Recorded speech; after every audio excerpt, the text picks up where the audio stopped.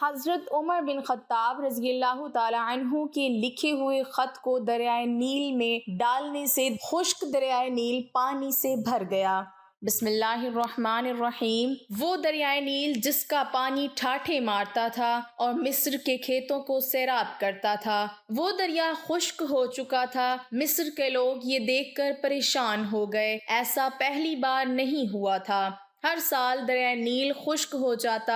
مصر کے لوگوں کا کہنا تھا دریائے نیل ہر سال انسانی قربانی مانگتا ہے، یہ وہ قربانی دے دیتے ہیں تو دریائے نیل پھر سے ٹھاٹھے مارنے لگتا اور لوگ خوش ہو جاتے ہیں، ان کی کھیتیاں پھر سے لہلہانے لگتی ہیں۔ اب ایک بار پھر دریائے نیل خشک ہو چکا تھا، لوگوں کے چہرے پریشانی سے مرجھا گئے تھے۔ دریا اس بار پھر ایک انسان کی قربانی مانگ رہا تھا، وہ سب مجبور تھے۔ انہی دنوں حضرت عمر بن عاص رضی اللہ تعالی عنہ نے مصر فتح کیا تھا۔ مصر میں فوجیں موجود تھیں۔ امیر المومنین حضرت عمر فاروق رضی اللہ تعالی عنہ نے حضرت عمر بن عاص رضی اللہ تعالی عنہ کو گورنر مقرر کیا تھا اور اس کے چند دن بعد ہی دریائے نیل خشک ہو گیا۔ لوگوں کی پریشانی دیکھنے کے قابل تھی۔ لوگ دریائے نیل میں انسانی قربانی کی تیاریاں کرنے لگے۔ اب لوگ خوش تھے کہ دریا انسان کی قربانی کے بعد پھر سے بہنا شروع کر دے گا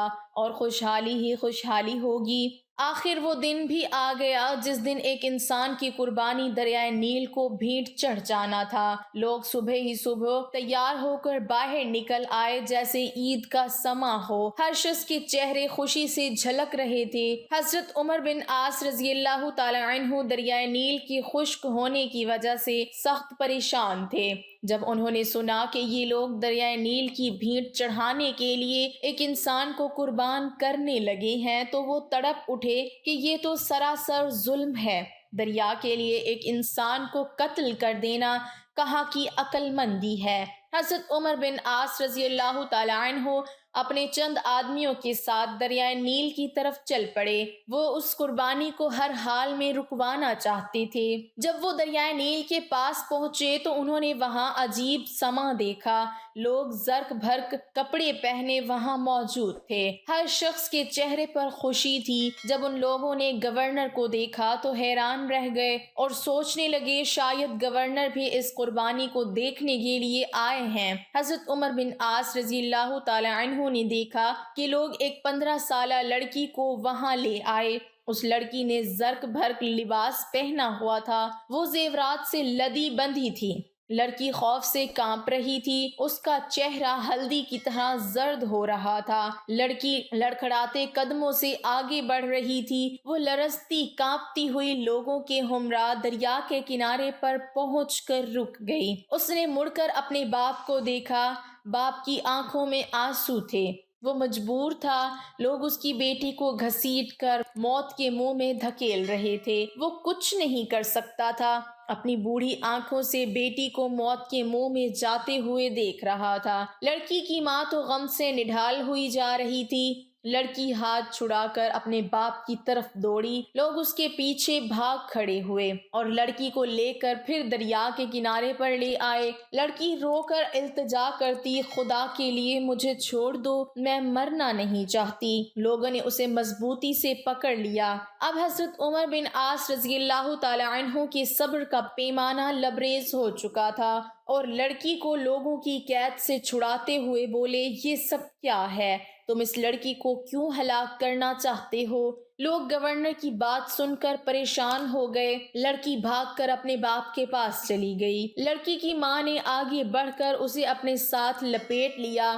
لڑکی سسکیاں لے لے کر رو رہی تھی اور ماں چپ کرانے کی کوشش کرتے ہوئے خود بھی رو رہی تھی۔ لوگوں نے کہا، اے امیر، دریائے نیل خشک ہو چکا ہے، وہ ہر سال ایک انسان کی قربانی مانگتا ہے۔ یہ سن کر حضرت عمر بن عاص رضی اللہ تعالی عنہ نے ناگواری سے لوگوں کی طرف دیکھا اور پوچھا، کیا ہر سال یہ دریا اسی طرح خشک ہو جاتا ہے؟ لوگوں نے جواب دیا، ہاں، ہر سال دریائے نیل اسی طرح خشک ہو جاتا ہے، اور یہ دریا جب خشک ہوتا ہے تو ہم ایک انسانی جان کی قربانی دیتے ہیں۔ اس کے ساتھ ہی دریا کا پانی بڑھنا شروع ہو جاتا ہے اور دیکھتے ہی دیکھتے دریا میں طغیانی آ جاتی ہے۔ حضرت عمر بن عاص رضی اللہ تعالی عنہ نے کہا یہ تو ظلم ہے۔ لوگوں نے کہا اے امیر، ہم ہر سال چاند کی 11 تاریخ کو ایک نوجوان لڑکی کا انتخاب کر کے اس کے والدین کو رضامندی سے اس لڑکی کو زیورات اور خوبصورت لباس پہنا کر دریائے نیل کی بھیٹ چڑھا دیتے ہیں، پھر دریا کا پانی بڑھنا شروع ہو جاتا ہے۔ یہ سن کر حضرت عمر بن عاص رضی اللہ تعالی عنہ نے کہا اسلام ان باتوں کو پسند نہیں کرتا، تم ہر سال ایک انسان کو قتل کر دیتے ہو، دریا کی بھیٹ چڑھا دیتے ہو، یہ تو سراسر ظلم ہے۔ اسلام ان فضول باتوں کو مٹانے کے لیے آیا ہے، آئندہ تم ایسا نہیں کرو گے۔ یہ سن کر لوگ بولے دریا تو پھر خشک ہو جائے گا، ہماری کھیتیاں برباد ہو جائیں گی، ہم بھوک سے مر جائیں گے، ہمارے جانور ہلاک ہو جائیں گے۔ حضرت عمر بن عاص رضی اللہ تعالی عنہ نے کہا تم پریشان نہ ہو، ایسا کچھ نہیں ہوگا۔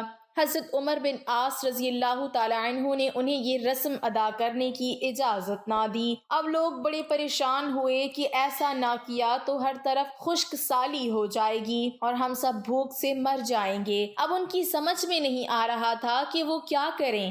ان میں اتنی جرت نہ تھی کہ وہ گورنر کی حکم کی عدولی کر سکے۔ وہ سب خاموشی سے سر جھکائے کھڑے ہو گئے۔ حضرت عمر بن عاص رضی اللہ تعالی عنہ نے لڑکی کو اس کے ماں باپ کے ساتھ گھر بھجوایا اور لوگ بھی آہستہ آہستہ وہاں سے جانے لگے۔ چند دنوں تک دریائے نیل بالکل خشک ہو گیا، اس میں ایک بوند بھی پانی نہ آیا۔